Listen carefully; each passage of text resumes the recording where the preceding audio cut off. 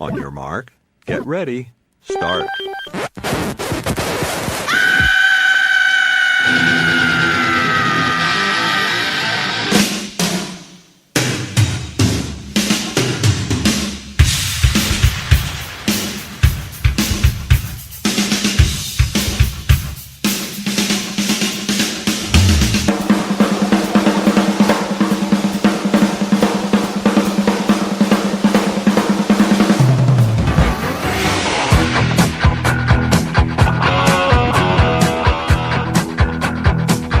Broadcasting from California and Delaware, this is the Hard Rocking Trivia Show. And here are your hosts, Mark and Danny. My iPod finally crapped out, so I'm trying. Now I'm figuring out that everybody else is listening to podcasts on their phone. Yeah. Oh. So I use Spotify now on my phone, which you can get our show on Spotify. Nice. Yeah, so that one and all the ones I listened to before on iTunes, I just listen to on Spotify now. So. Well, that's cool. Yeah, because I listen to podcasts when I go to sleep. Isn't that weird? Yeah. I put the earphone in. I'd be paying too much attention. I fall asleep during them. Yeah. And if it's really interesting, sometimes if it's too interesting, I stay up. Oh. Yeah. I guess I'm used to it now. It's weird. Pounding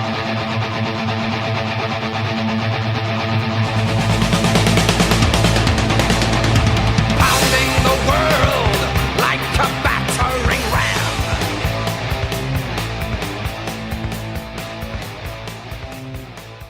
All right, boys and girls out there, it's time for a little bit of rapid fire where we test each other's hard rock and metal knowledge with asinine questions about hard rock and heavy metal. Yeah. Play along with us at home. Here, you ready, Danny?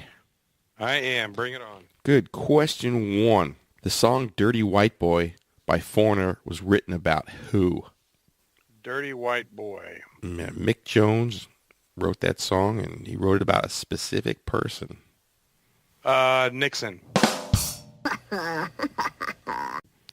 That's a good guess, but that'd be incorrect. Because this person was a singer in the 50s who actually met with Nixon in the 70s. Elvis. Correct. Written Wow, about that's weird. Elvis Presley. Do you have a beef with Elvis? No, I just thought, because he loved Elvis. He wrote it because, when he was on TV that first time, they had to block out his hips. Oh, So everybody's, that dirty white boy. Oh, I can't believe that. He shouldn't be on TV. Those hips are offensive. Yeah, because he had to explain that because when that song came out, I guess some people were offended by the song, and he explained it. No, it's about Elvis. It's like, okay. Oh. Well, I'm not offended anymore then. Yeah, they were offended in the 80s. That song came out in 79. Imagine if it came out now. Oh. Hey. Yeah, we gotten stupider as we got along. We're supposed to get smarter as we go along. We've regressed. I don't know what the heck's going on. Hey. Okay. All right. Question number 1 for you. What do these bands have in common? Raven, Van Halen, Creedence Clearwater Revival, and Oasis. Wow, that's a wide range. What do they have in common? Well, they're from different countries, so that's not it. They have different numbers of members. That's not it. What was it? Give me the list again. Raven, Van Halen, CCR, and Oasis. I have no idea.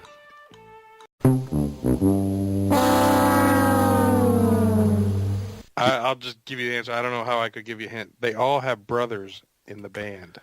Oh, sibling. That makes perfect sense. I should have got that. Yeah, Oh, that sucks. That was too obvious. Well, actually, it wasn't obvious. The Van Halen brothers, the Gallagher brothers. Actually, there's 2 sets of Gallagher brothers there, right? Yep. Raven and Oasis and Fogerty brothers. Damn. Yep. Good question. I thought about going with did the original You Really Got Me. The Kinks. Yeah. Yeah. Davies. I thought about putting that in with Van Halen to kind of throw you off there, but no, that's a good question. I totally botched that one. We're both 0-1. You get great credit for the question, and I dropped the ball. All right. Okay, here, question 2 for you. Name the band that Ronnie James Dio's cousin is in. And they've been around a long time, probably since the late 70s. And his cousin. I have no clue who his cousin would even be. Okay, I'm going to Assuming he's not named Dio. No, his name is Dave Rock Feinstein. Oh, he's in the Rods. The Rods, that would be correct. I did not know they were related. Well, I guess if you looked at him, he's got the long curly hair. And they're both short guys. Yeah. They're cousins. All right, good to know. I think Dave Rock Feinstein was also an elf with Dio. I'm not sure about that. We'll have to look that up. We'll have to get our fact finders on that one. Yeah, I'm not sure. I Fact mean, checkers. I think I had one Rod's album. I think it had I'm thinking Dogs on it or something like that. Yeah, like a three-headed dog or something. Yeah, I had that, and they did a cover of a Supreme song. Yeah. And that's we listened to that back in the day. yeah, they were a New York band. They never broke, but they still play a three-piece. All right, question 2 for you. Speaking of Dio, what are the 2 bands that have formed to perform Dio songs since his death? There's the Dio Disciples. And Yep. Last in Line. That is correct. Yes. And one of those, I think it's, I don't remember which one it was, but they're doing a tour with a hologram of Dio. Oh, I think that's the Dio Disciples backing them up. Yeah, I don't know that I'm going to go see that. You know what? I would go if the ticket price was like $20. But if you're going to make me spend $100 to see a hologram, no, thank you. I'll pass. Well, apparently there are some singers that are doing some of the songs, and then they're having a hologram of Dio basically singing along with a live recording. Yeah, because it's the Dio's. It was, I think Ripper Owens is one of the guys. Yeah. And I don't know who the other one is. But yeah. So it's a live band. And the drummer is the Simon dude from AC/DC. Simon Wright, yeah. And he was in the Dio band too. So all the guys were Dio band. So you're hearing the Dio band, and a couple guys singing up there, and then the hologram up there. It's like, okay. Yeah, it may not be bad if you're really into Dio. Yeah, I mean, if you're hardcore. I saw Dio once open for Iron Maiden when Blaze was the singer for Iron Maiden, and Dio was way better. Oh yeah, yeah. Who played guitar for Dio then? Oh God, I think it was Craig Goldie. Okay, but I could be wrong. they were great, but yeah, and this is the only time I ever saw Iron Maiden get booed. Really? Yeah, people were booing. Wow. They finished the song and it was, it was weird because it was at the Universal Amphitheater because Dio went down like a storm. They loved him. Iron Maiden, especially when they played the new stuff, it was like, it was weird. Then right after that, Dickinson's back in the band.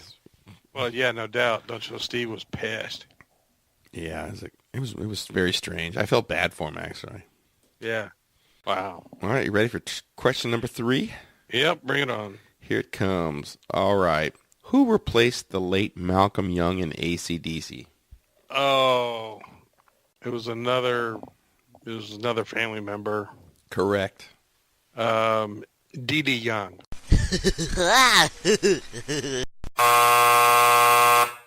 Johnny Young. Joey Young. You're close. Stevie Young. Stevie, oh man, I was going through the Ramones thinking maybe. I believe he's a nephew. Okay. Or cousin or something like that. Wow. He was in a band called the Starfighters a long time ago. But you went 0 for 3, didn't you? Ooh. Yeah. Yeah, that's a rough day. Rough. Sucking eggs. It happens. All right, last question for you. I think you're 1 for 2. Yeah, you're 1 for 2. Where was Rudy Sarzo born?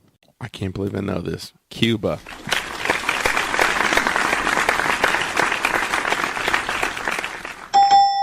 That is correct. I don't know why you know that either. Because he had a podcast and he would talk about it. Oh, okay. Yeah. Yeah, his name is he's got 6 names in his actual name. Oh, really? Yeah, I don't remember what they were. It's like Rudy, Juan Valdez, Chewy. Juan Pico. Yeah. Guantanamera Sarzo. Yeah. Pendejo. That's right. Pendejo Sarzo. Yeah, and his brother came over. His brother was a musician too. Was the lead guitarist of Hurricane, Oh, really? Robert Sarzo. Yep. Nice. Yeah, he played a little bit. They play. Didn't he play for Hurricane for a while? Rudy? Rudy. He might have filled in, but I don't think he was ever in that band. All right. I thought he played. They played together in something. Maybe. Maybe. I think Wait. they did a little bit in Operation Mindcrime when Jeff Tate has his own band. I think both of them were in it at the same time. Okay. But Rudy Sarzo's been in 400 bands. Yeah. I think he's played with everybody alive and some dead. Do you think of him as a great bass player? Yeah. Yeah. I mean, he's a really, really good bass player. I mean, he's like a go-to guy for touring. Yeah, but people always think of him as licking his fingers and his bass and all that stuff. They never talk about his bass playing. Well, I mean, he's a good bass player. You're not in Whitesnake if you suck. Right. I mean, that's just the entertainment part of it. Yeah, first time I saw him was with Ozzy's band, him and Randy Rhoads on the Blizzard of Oz tour. Nice. With Def Leppard opening. Jeez. Merriweather Post. Man, where was I? I don't know. I think... Man, I would have gone to that. I think it was one of those things when I went with David Beck, and I think you were too young. That was at college. No. You were in high school, because I think I went in the 11th grade. Wow. And you were maybe in the 9th, and your dad probably, oh, Dan, you can't go. It's too far away. I don't think that's a good idea. Yeah, I think that's probably what it was, because I think the year after, you started going with us. Yeah. We drug your little butt along. Yeah, right. Yeah, we can take the youngsters now, because Danny is 2 years younger than me. You're 2 years older. Correct. I was the old guy. Oh, I don't know if I can trust that Mark with my son. But I'm the only grandpa. Yeah, you were a two-time grandpa. So there you go. Yeah. Well, that was good. You're 2 for 3, so you won this round. Oh, yeah. Back to my winning ways, because a few weeks back, you kicked my ass. Yeah. Tell him what he's won, Johnny. Oh, nothing as usual. The satisfaction of victory. We'll double that then. Right, okay. Yeah, we do this for fun. And if we entertain you guys, cool. We'll all learn something. We entertain ourselves, that's for sure. Yeah. That's why we do it for free. And we don't expect anything. There's no Patreon for this. Nobody's give us any money. We'll never ask for money. Yeah, never. Yeah. What's the point? Here's 50 cents. I remember one kid asked me, he goes, why do you do this podcast thing? A couple hundred people listen, and we do it for fun. We're not like on YouTubers making millions or whatever those people on YouTube make. We don't care. I watch some of the YouTubers that my daughter watches, and I'm just like, what? You're entertained by this? And people get money for this? Yeah, they What? monetize their... Yeah, it's crazy. My daughter watches YouTube all the time, too. I don't get it. My daughter doesn't watch any TV at all. It's all YouTube and Netflix. Oh, and my son watches people play Fortnite. What? So there'll be a Fortnite game and the guy's picture, like on a Skype, and he's talking while he's playing game, and my son is watching a guy play Fortnite. I don't get that one either. It's way worse than being a gamer. Being a game watcher? Yeah. Oh, you seen those e-game things where they're in stadiums?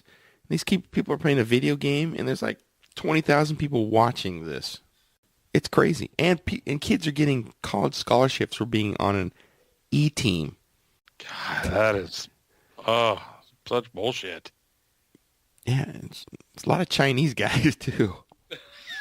I don't know why.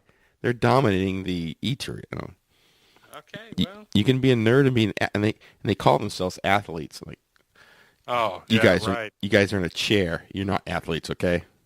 Yeah. If I'm watching a basketball game, does that make me an athlete? Yeah, you're a basketball player. Yeah. I used to be a basketball player. I am not now. Yeah. So who's going to win the finals? Golden State. Yeah, I'm pulling for Toronto, but I don't think they have a chance in hell. No. No, they got to where they exceeded themselves by beating Milwaukee, I think. Yeah. And plus that... if they had a killer point guard, they'd be all over it. But Yeah, they're still up and coming. They're still young. that Giannis guy is amazing.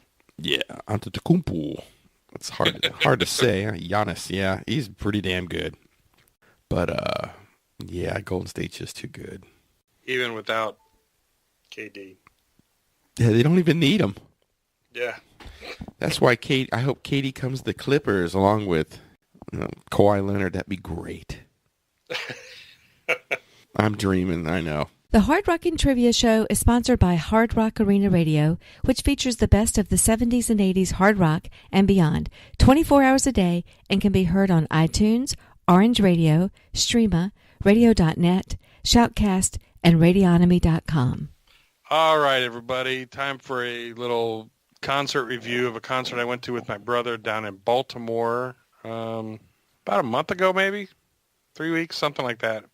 Angel was playing, and opening for them was STARZ, which the STARZ played way too long, I thought. They were good. I don't know any of the hits by STARZ, and apparently they thought they had some hits because they were like, all right, are you ready for it?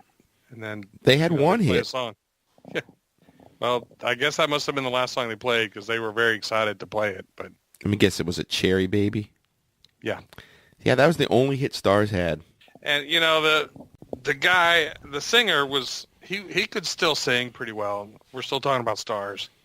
But, you know, he was wearing a kilt and just, you know, he's in his late 60s. And he kept talking about how old he was. And you're like, dude, stop saying how old you are. You're in a kilt. You look ridiculous. And we can see how old you are. Yeah, so, but they were cool. I mean, it was, their songs were good. They were definitely into playing, so. Were the people into them? Yeah, there were quite a few people that were there for STARZ, you know, had STARZ shirts on.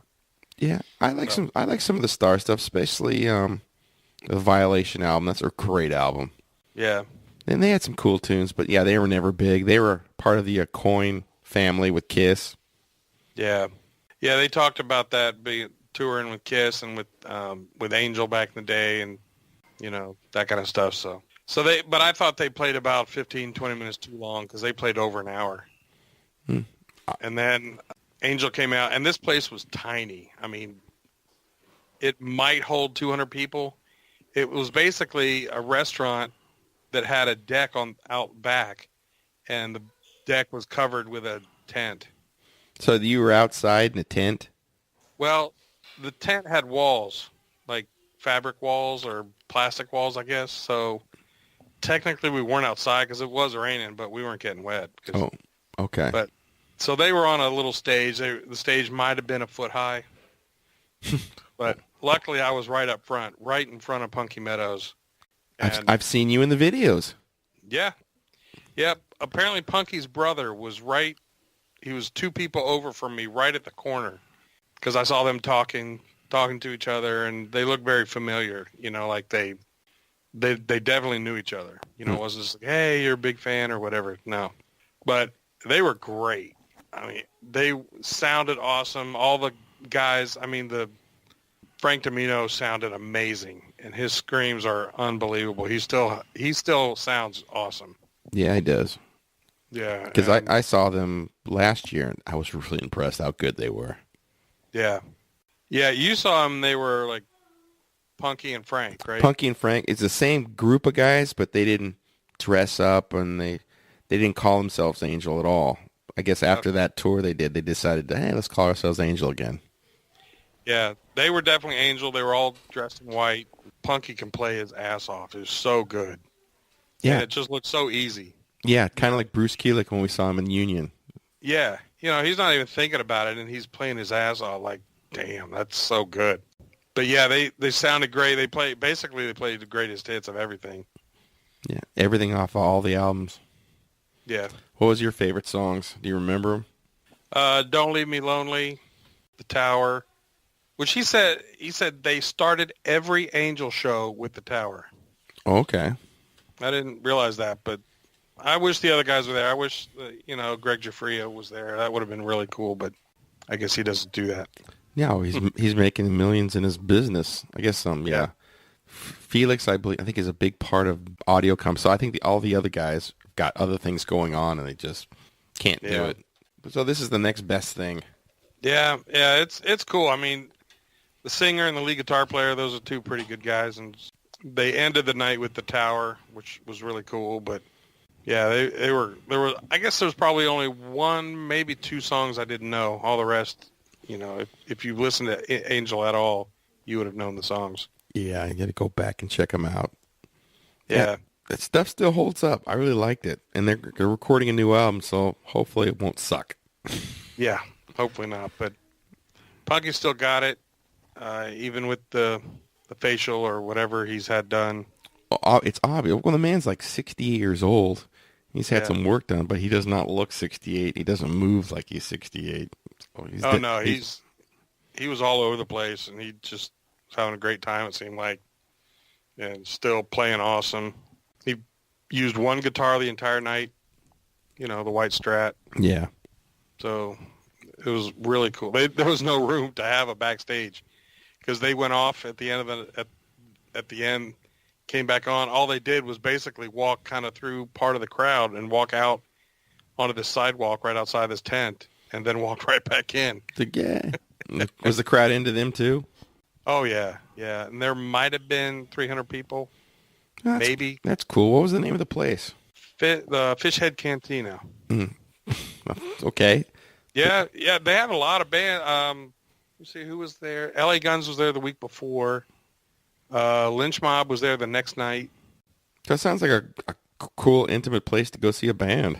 Oh yeah. If you want to be right up front, we got there there were, I think, 5 bands. We missed the first one. We got there around the end of the second one. The third one was just this local band that, they were tossing out their album at the end of their set. And you were tossing it back. Yeah. No, I did catch one. I don't know what happened to it. I brought it home, but I don't know what I'm going to do with it. It's a coaster now. Yeah. I don't need any more coasters, so I probably threw it out. But they were okay band, But STARZ was cool, and then of course Angel was awesome. Oh, okay. That was the first time I've ever seen any incarnation of Angel, so it was cool. Yeah, I'd waited a long time that was my first time last year. They're coming back, I think in October. I'm gonna go see them again. Oh yeah, because who knows how much longer they're gonna be around. Yeah, but man, Frank can still sing. That my brother kept talking about that because he wasn't really too into them back in the day, so I convinced him to go with me. But he was amazed at Frank's range. It was awesome. Well, he's a voice teacher, so yeah, that's what he does in Vegas. Well, he still got it. Yeah, and did you know that he has a song on the Flashdance album? Really? I think it's called like Cycle V, and he's the lead singer of that. So he made he made money off of that, I believe. Wow, that's cool. Yeah, so yeah, that's cool. Angel doesn't suck anymore. Well, he never sucked. Yeah, I don't know how tall Punky is, but he's got to be well over 6 feet. Yeah, he's a big guy. He's in good shape. I'm gonna guess he's probably like 6 feet, 6'1". Yeah, Frank definitely is not because he was way shorter than Punky, and he had like these 3-inch platform boots. Yeah, I'm gonna guess Frank is probably maybe 5'6", 5'7", maybe. So with the shoes, but and I don't think that's his real hair either, but that's okay. Yeah, I don't. No, but I wasn't really caring about the hair. I'm more into how the songs sound. Oh, absolutely. Yeah. You can look any way you want to, but if you don't sound good, it's not worth going. I don't care what you look like. Yeah. As long as you can sing and they sound like the old stuff, they still got a lot of passion behind it. So yeah, that's what it's all about. If you're into Angel at all, even if you just like one or two of their songs, definitely go see them because they're very cool, entertaining. They sound great. Cool. Yeah, because check their website because I think they're playing in Europe and they're coming back to the States. So they're playing in a local dive bar. They're playing in small places like in LA. They play the Whiskey. So, but yeah, Whiskey holds about 300. I'm trying to think of the crowd that I was looking at, and it couldn't have been over 150 people because, I was like, there was one girl in front of me, and I could have reached around her and touched Punky's guitar, and there were probably like 8 or 9 rows behind me of people. That was about it. Yeah, but at least Then there was a huge bar at the back of the room. So at least they know that they weren't that big back in the day, and so they're booking places that they know they could probably fill. So they're realistic about their draw. So yeah, and that's good. and I think they're doing it just for fun. They realize they're not going to become multimillionaires. It's like, hey, let's go out and play. Let's have fun. Yeah. So that's cool. I'm looking forward to go and see them again. So Yeah, definitely do it. go see Angel if they're playing in your town. Check their website and click.